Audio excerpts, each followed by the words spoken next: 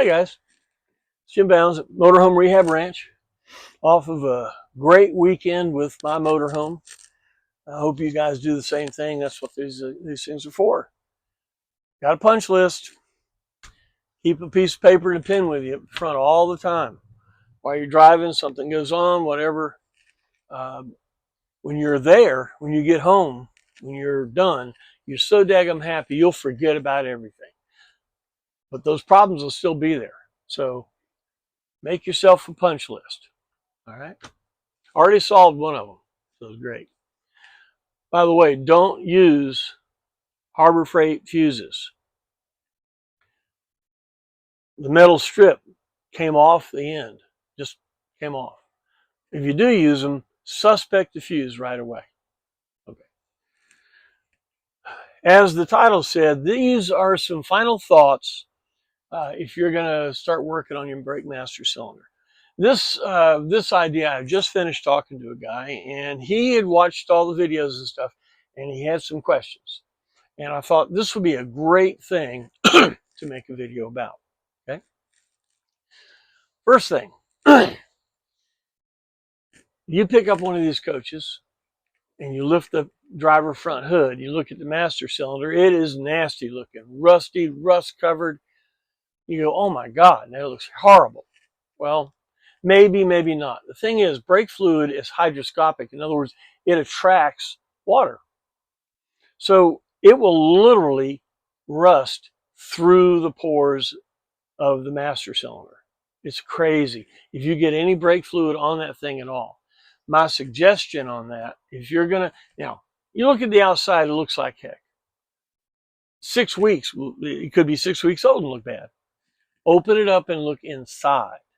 Now, if the wells are low, it means that at one time they were full and that fluid went somewhere. Make sense? So if you open the top of it and one is high, one's low, or they're both low or something, understand that you're gonna do some brake work. Okay? But we're gonna talk about the master cylinder right now. So say you open it up and it's just nasty in there. All right. Best thing is to get a new master cylinder. Best thing. Get a new master cylinder and add it to the system. At bare minimum, you're gonna do that. All right. So how do you get a brake master cylinder? Well, the GM specialty shops do carry them. Okay. But do this. Go on the internet and Google. Hold on a minute. Let me get to it. Okay. Here we go. I want you to Google brake master 101266. 101266. All right. You hit that and it will bring you to the Dorman M101266 brake master cylinder. It's available on Amazon. Amazon is $34.30. Okay. Let me tell you something about this master cylinder. I have run into a lot of master cylinders over the year, ordered the same number. Used to be F79821 Wagner, but then Wagner, they went away, and now Dorman is making the one. Now, there are, from what I can tell, many different castings for the 101266. Okay. Why do I say that? Because I have seen at least 2 different outcomes. Okay. And I know that the one at Napa, now I'm not down in Napa, it's a good master cylinder, but if you full stroke the master cylinder, in other words, if you push the brake pedal all the way to ground, or fully stroke that thing, the seal on the piston will come out of the bore at the front and it'll tear the seal. I know this because good you call him a ranch hand today, but way back, a guy named Lionel V, lived in the Keys. He was a true conch, 5th generation. Of course, there's only one road, north and south. And basically, there's not that many auto parts places, and Napa is basically the go-to. So he wanted a master cylinder. He ordered a Napa master cylinder, pumped it up, wouldn't work. Got another one, wouldn't work. Here's what he did. Here's what I tell you to do. If you have a Napa or another one, it may be another casting, because there could be 4 or 5 castings that manufacturers are pulling from. It's not like there's 20 places out there making the same master cylinder. They're all working together. I'm sorry, it's just the truth. Okay. So when you get your master cylinder, you want to bench bleed it. In other words, you want to get all the air out of it to prepare it to go into the coach. All right. When you do that, short strokes, you chuck it up into a vise, and you get a Phillips head screwdriver and stick it in the socket in the front of it, put fluid in it, and you'll see that master cylinder usually comes with a red and a blue plug on the thing. Right? Drill a hole in the plug and put a rubber hose, plastic hose, going back into the master cylinder. You follow what I mean? You'll drill a hole and put the hose in there and run it back in.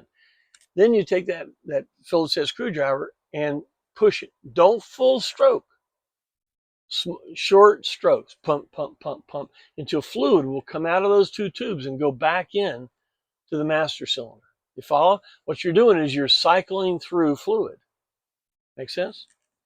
When it starts to pump through there, good. Now you're ready to put it on the coach. Now, before you do this, remember we talked about the rusty looking thing, right? When you take it out of the box, before you do anything else, wash it off, because it had some oil put on it to keep it from rusting in the box. Wash it. Get some Dawn dishwashing liquid and wash it. Leave the plugs in and everything. Wash it. Get all the oil off it. Now paint it. You can paint it clear. You want to use a paint that like a glossy paint. It's not like a porous. You're not doing it for the color. You're doing it to create a coating on the metal. Make sense? Be black, clear, whatever. I don't care. Paint it. And give it a good couple of 3-4 days to dry, to cure. Because when you hit brake fluid to it, the brake fluid will act and pull off the paint. So you want the paint as cured as possible.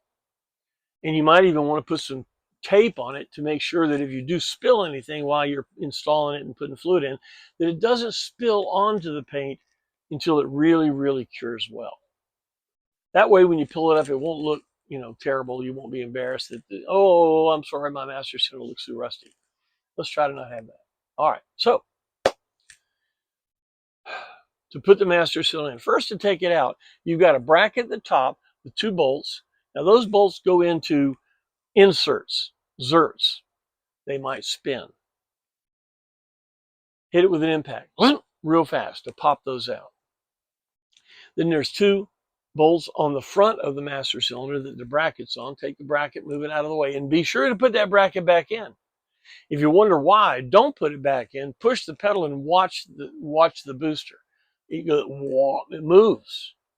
Okay, so you need that plate in there, that bracket. Right. So then you take the 2 bolts loose on the front, and the master cylinder will come out. Now, when it comes out, there's a plug in there that when you get the new one in, you're going to see there's a piece in there. You want to make sure it goes back in there. There's a rubber gasket in there. You want to keep that gasket. Okay. Loosen the bolts, get it loose. Now, I haven't said anything about taking off the lines yet. Don't take them off. Just get it all good and loose. All right. Now, you've got your brake master cylinder, your new one that's been painted, cured, little tape on it, been bled, right? Got fluid going through it, still got the lines on it. All right. Take your old one, pull it off the booster, and put the new one on. Move the lines out of the way. They're still connected to the old master. All right. Break them loose. and real quickly move one at a time from the old one to the new one to try not to get too much air in it. Okay, move one and move the other. Take the master, old master, throw it away. Bolt down, put the bracket back in, and all that stuff on the new one. Make sense? All right. Now, there might be a fitting, like if you replace the lines that go from the master cylinder to the combination valve, which we'll talk about in a minute. There are two different size fittings on that line. So if you replace that line, you're going to have an adapter going into the master cylinder because it has a small and a large line. You can't get them backwards. Okay, the Edelman, Edelman, adapter fitting that you may need if you're going to replace the lines is a 258350, 258350. Okay? All right, now we're going to assume right now that the booster is okay. If the booster has a problem, that's a whole nother talk, and we'll get into that. If your pedal is real hard when you push it down and the engine's on, turn the engine off and see if the pedal feels different. Or plug off, take off the 3/8 vacuum line that goes to the booster and try it again. See if the pedal feels different. Because with no vacuum, that pedal's going to be hard as a rock. With vacuum, it'll have a little cushion to it. So if your pedal is real hard, okay, turn the engine off, see what happens, or take loose. And if there's no difference, you're going to need a booster. So look in the database for one of these videos about boosters, and then you know what you're going to need to do. Back to the master cylinder. All right. There are a lot of different master cylinders out there. Okay. Now, what I'm talking about here is an original brake system. Okay. If somebody has modified yours, or you're looking to go to rear discs or anything like that, I'm not going to speak of that. I'm going to talk to you about the original brake system. Why? Because there are 3 DOT approved, tested, guaranteed safety devices on your motorhome, on every vehicle. 1, bumpers. At the time it was made, it had an X specification on the bumper, and your bumper must meet that specification. Okay? Seat belts. These things were fitted with a 2-point harness. Later cars have 3-point harnesses and stuff. And a lot of people will say, well, I want to put a 3-point harness in this thing. Your wife may want you to be extra safe or whatever. The problem is there's no crash data for having a fitting up there. And I have seen coaches in a wreck that the entire body just literally comes off. And the only thing left are the 2 front seats, which you hope to be in. If there was a seat belt connected up there, we don't know what would happen. You follow what I mean? The two seat belts at the base of the original, the 2-point harness at the original seat is bolted into a substructure on the floor. It will hold. Okay. So as much as you want to say, oh, I want to have a 3-point harness, look at a seat that has a shoulder harness, but it actually goes to the ground. You follow? So the seat has a 3-point harness, but it's still going to 2 points on the ground. You could do that if you want, and there are seats out there that do that. All right. The other safety device are brakes. Right. You have to have 65% of your brakes to the 2 front wheels. If you don't, when you hit the brakes, it'll spin around. You lose control. So you have 4 drums in the back and 2 discs in the front. The 2 discs in the front should equal 65% of your braking. The 4 drums in the back should equal the balance, 35%. Okay? If you have more braking in the back than you do in the front, that could be a problem, gentlemen. All right? And the question is, You say that you're smarter than the GM engineer. Well, I'm not saying that uh, there are some new things. There are some new ideas that the original GM engineers didn't have anything know about. But on the idea of brakes, okay, if you have a good, well-maintained and adjusted drum rear, disc front brake system, you can flat spot all 6 tires at 30 miles an hour. Now, true, the middle wheels will dig in, the back wheels will pick up, and all that kind of stuff. I understand that. But if you can lock up all 6 wheels at 30 miles an hour, okay, and it does not affect your problem, brother, you're in the wrong place. You've been driving a 12,000-pound projectile right to the crash scene. Does that make sense? You have a very, very important responsibility when you're on the road with a bunch of those small cars. You're the big boy. And if you get in an accident with them, chances are you're going to live to be sued. Make sense? So we're talking about original brake stuff. Now, I know there's a lot of people out there that want to do this and that, change this and that, and I like those guys. They're real smart, and they've taken the responsibility to say, yes, this will work. Okay. Now it's up to you if you want to believe that. Okay. On safety devices, on brakes, original brakes have never failed me. Okay. The original brake master cylinder has a larger well for the front 2 discs and a smaller well than the front for the rears. That's the way it works, a hybrid system. That's the way that system works. If you modify it and you change it, you're going to have to change the master cylinder, because this master cylinder was designed to drag a little bit of pressure to the rear brakes. So when you hit the brakes, the front discs and the rear drums will hit at about the same time. Okay? And if you put 4 discs on the rear, you're going to need a lot more fluid than this master cylinder has. So you're going to have to change master cylinders. All right, then you're going to start change combination valves, and then this and that. Dude, what are we here for? Okay. This original brake master cylinder, Dorman number 101266, will work. It's not expensive, and I would recommend doing it. All right. All right. We're putting on the brake master cylinder. So now you have it on. The control, the lines are on and everything like that. All right. We want to bleed the lines from the master cylinder to the combination valve. The combination valve is a device sitting behind the driver front wheel on the top of the frame. If you look around it, you'll see it. There's a wire that comes down that it grounds, and your brake light comes on the dash. And what happens if you have a differential pressure between the front and the rear? This is a little switch that just hangs in the middle. And when one side has more pressure than the other, it grounds and your light comes on. It says, hey, there's something going on.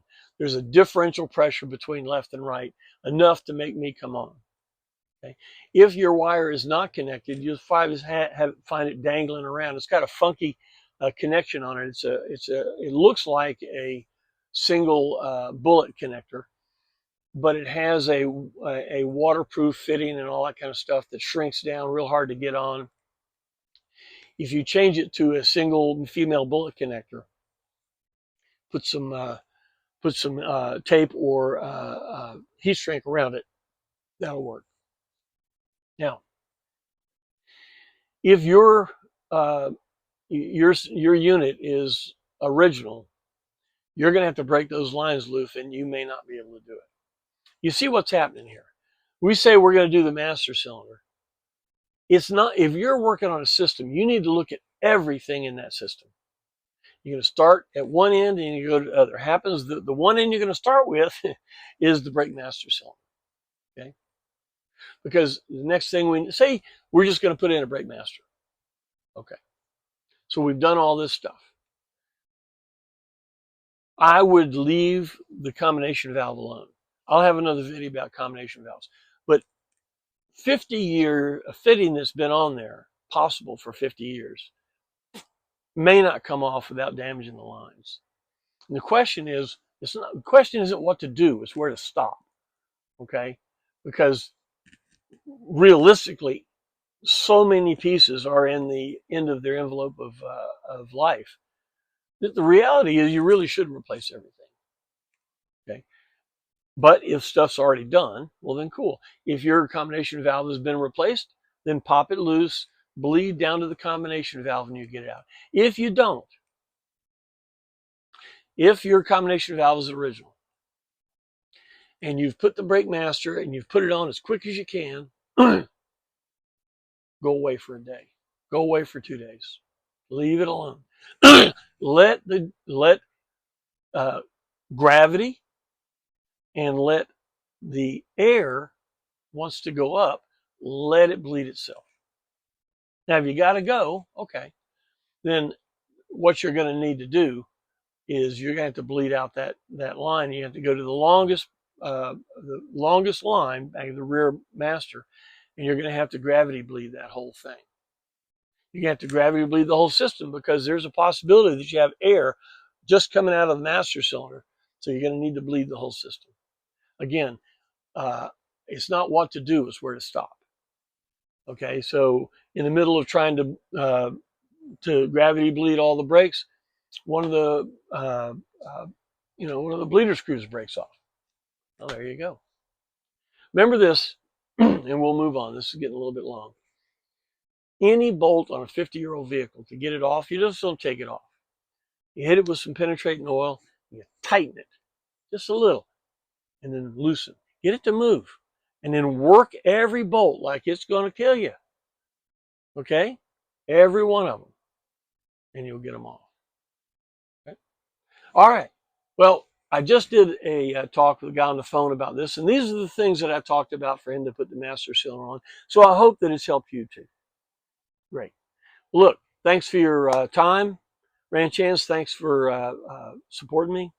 This will be in the database, so if somebody wants to know what to do to replace their master cylinder, send them to the database under brakes and scroll down and you'll find this video.